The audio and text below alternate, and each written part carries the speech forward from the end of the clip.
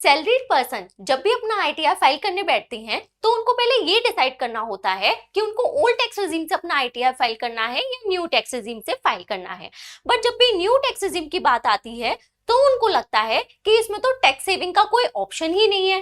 But wait, ऐसा बिल्कुल भी नहीं है। सो हेलो एवरीवन, आज के इस वीडियो में हम डिस्कस करेंगे कि कैसे salaried person new tax regime को ऑप्ट करके अपनी इनकम को रिड्यूस कर सकते हैं, जिससे उनका टैक्स भी सेव हो जाता है और कुछ केसेस में तो बिल्कुल निल भी हो जाता है। So without wasting any time let's start the video. तो सबसे पहले बात आती है स्टैंडर्ड डिडक्शन की। न्यू टैक्स रेजिम में सैलरीड पर्सन को 75,000 की स्ट्रेट फॉरवर्ड स्टैंडर्ड डिडक्शन मिल जाती है, जिससे उनकी सैलरी रिड्यूस हो जाती है।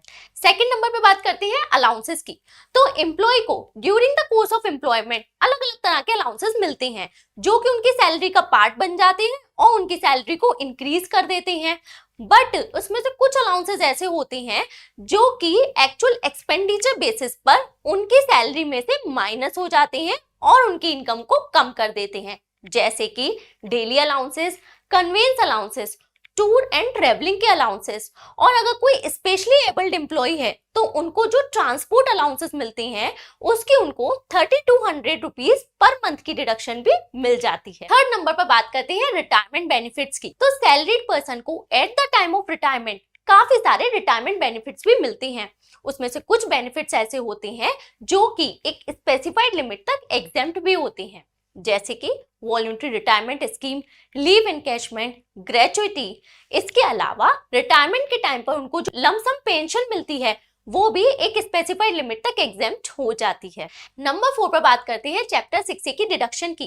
तो अगर कोई एम्प्लॉयर अपने एम्प्लॉय के लिए एनपीएस मतलब नेशनल पेंशन स्कीम में कंट्रीब्यूशन करते हैं, उसकी डिडक्शन भी एम्प्लॉय को न्यू टैक्स रेजिम में मिल जाती है। मैक्सिमम कितनी डिडक्शन मिलती है? 14% of basic salary plus DNS allowances की। सेक्शन होता है 80CCT subsection number 2। Second deduction है सेक्शन 80CCH सबसेक्शन नंबर 2 की डिडक्शन। तो अगर आप अपनी कंट्री के लिए कुछ कंट्रीब्यूट करना चाहते हैं तो आप सेंट्रल गवर्नमेंट की अग्निपथ स्कीम में कंट्रीब्यूट कर सकते हैं। इस स्कीम में आप जो भी अमाउंट कंट्रीब्यूट करते हैं उसकी 100% डिडक्शन आपको मिल जाती है और आपकी इनकम रिड्यूस हो जाती है। इसके बाद बात करते हैं हाउस प्रॉपर्टी की इनकम की। तो अगर किसी सैलरीड पर्सन के पास कोई हाउस प्रॉपर्टी है जिनको उन्होंने लेट आउट कर रखा है और वहां से उनको रेंट की इनकम रिसीव होती है, तो इस रेंट की इनकम को भी दो तरह से हम रिड्यूस कर सकते हैं। नंबर 1 होती है स्टैंडर्ड डिडक्शन। इस रेंटल इनकम में से 30% की एडहॉक स्टैंडर्ड डिडक्शन अलाउ हो जाती है, जिससे रेंटल इनकम रिड्यूस हो जाती है। सेकंड होता है हाउसिंग लोन की इंटरेस्ट। तो अगर आपने इस रेंटल प्रॉपर्टी को बाय करने के लिए कोई हाउसिंग लोन लिया था तो उसकी इंटरेस्ट की डिडक्शन भी न्यू टैक्स रेजिम में अलाउड हो जाती है। बट आपको ध्यान ये रखना है कि अगर आपकी कोई सेल्फ ऑक्यूपाइड प्रॉपर्टी है, उसको एक्वायर करने के लिए अगर आपने कोई हाउसिंग लोन ले रखा था, उसकी इंटरेस्ट की डिडक्शन आपको न्यू टैक्स रेजिम में नहीं मिलती। इसके बाद में बात करते हैं कैपिटल गेन्स की इनकम की।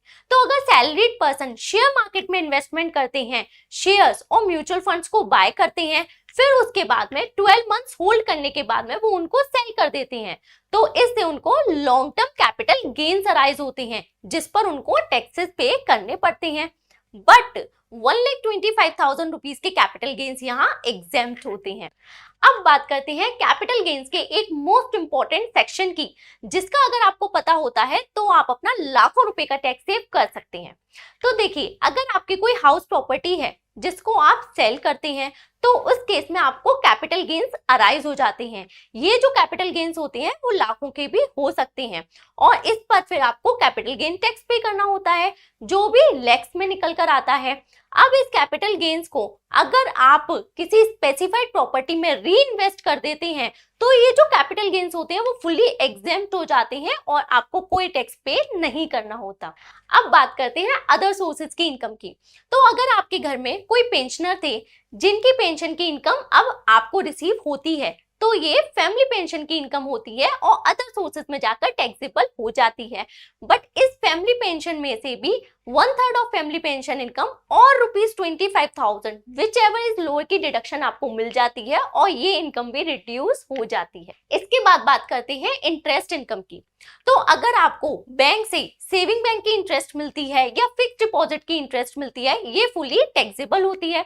बट अगर आपका पोस्ट ऑफिस में कोई सेविंग अकाउंट है, वहां से आपको इंटरेस्ट इनकम मिलती है, तो 3500 रुपीज तक की इंटरेस्ट इनकम आपकी एग्जेम्प्ट हो जाती है। अब बात करते हैं कुछ ऐसी इनकम की जो कि फुली एग्जेम्प्ट होती हैं और जिन पर आपको कोई भी टैक्स पे नहीं करना होता, जैसे कि एग्रीकल्चरल इनकम, ये फुली एग्जेम्प्ट होती है।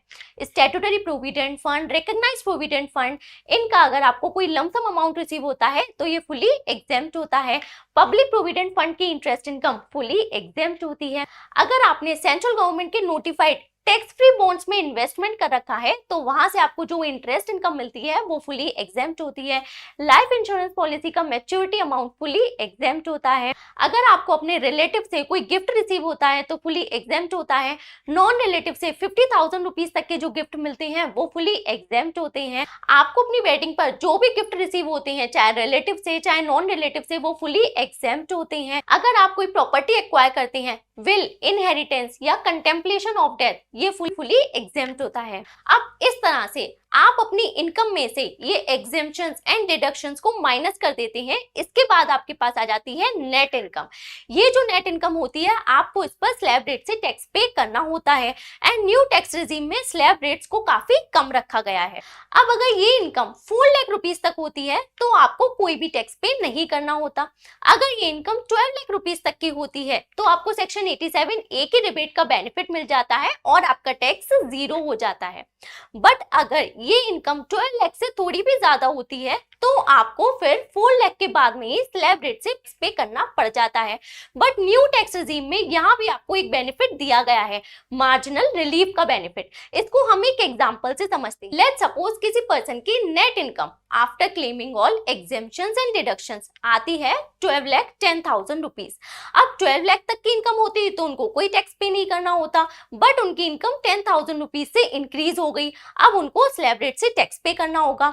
जब इस इनकम पर वो स्लैब रेट से टैक्स कैलकुलेट करेंगे तो ये टैक्स बनता है 61,500 रुपीज। अब 10,000 की इनकम इंक्रीज होने की वजह से उनको 61,500 का टैक्स पे करना पड़ जाता। तो गवर्नमेंट कहती है कि आपकी इनकम तो कम इंक्रीज हुई है बट इसकी वजह से आपका टैक्स ज्यादा बन रहा है, तो इस केस में जितनी इनकम आपकी इंक्रीज हुई है हम आपका टैक्स वहीं तक लिमिटेड कर देंगे। तो इस केस में 10,000 रुपीज का टैक्स पे करना पड़ेगा। रिमेनिंग जो टैक्स है उसका गवर्नमेंट मार्जिनल रिलीफ दे देती है। तो इस तरह से आप भी इन सारे डिडक्शंस, एग्जेम्पशंस और रिबेट का यूज करके अपने टैक्सेस को काफी हद तक रिड्यूस कर सकते हैं और हो सकता है निल भी कर ले। So I hope you found this video useful and helpful. See you in the next video with more such informative content. Thank you so much for watching the video.